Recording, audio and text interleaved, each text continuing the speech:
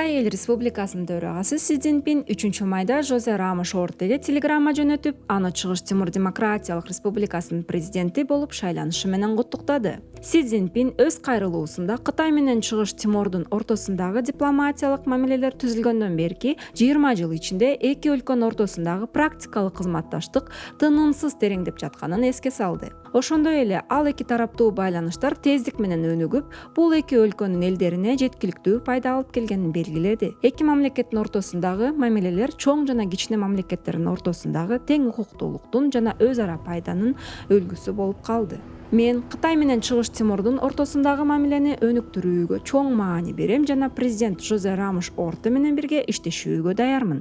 Ар тараптуу стратегиялык өнөктөштүк мамилелерди түзүү үчүн өз ара ишеним жана пайда менен жаңы деңгээлге чыгарууга аракеттенебиз. Жылдыз Осмонбекова, Акыл Уланбек уулу, Назар Ньюс.